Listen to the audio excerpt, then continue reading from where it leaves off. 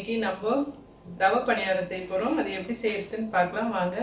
தேவையானது 1 கப்பு மைதா, 1/2 கப்பு ரவை, 1/2 கப்பு சர்க்கரை, துளி சோடா மாவு, உப்பு, முந்திரி, பால். இப்போ மைதா போட்டுக்கலாம், ரவை போட்டுடலாம். நான் வந்து சர்க்கரையிலே 2 ஏலக்காய் போட்டு நுணுக்கி வச்சுருக்கேன். சோடா மாவு போட்டுக்கலாம், கொஞ்சம் உப்பு போட்டுக்கலாம், ஒரு 1/4 ஸ்பூன் உப்பு போதும்.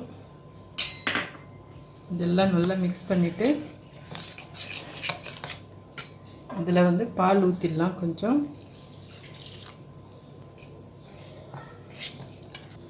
ஒரு 1/2 டம்ளர் தண்ணி ஊற்றிக்கலாம்.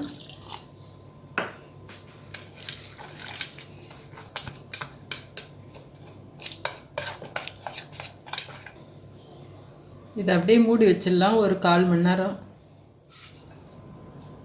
பாருங்கள், நல்லா ஊறிடுச்சு. ஒரு 1/4 மணி நேரம். கொஞ்சம் தண்ணி மிக்ஸ் பண்ணிக்கலாம்.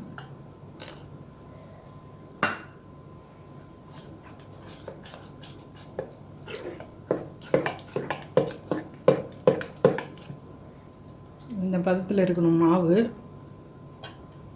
இப்போ இதில் நம்ம முந்திரி வறுத்து போட்டுடலாம்.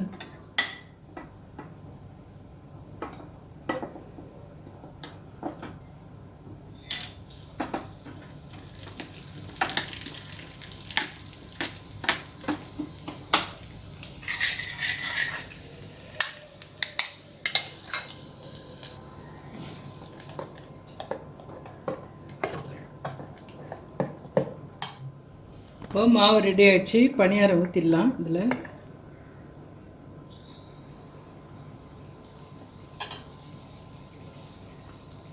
ஒன்றா ஊற்றி எடுக்கலாங்க.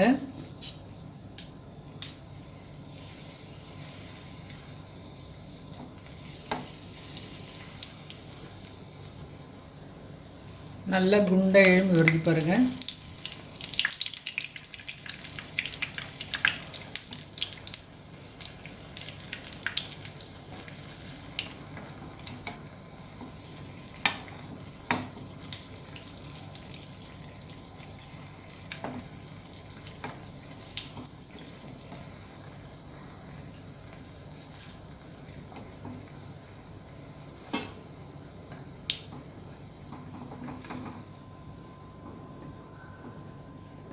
இந்த மாதிரி எடுத்து வச்சுக்கலாங்க எல்லாத்தையும்.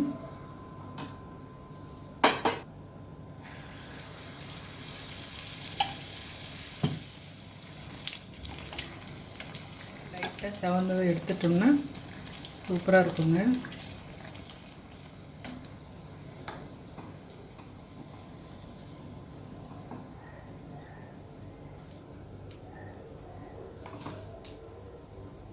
ரவை பணியாரம் ரெடி ஆகிடுச்சு.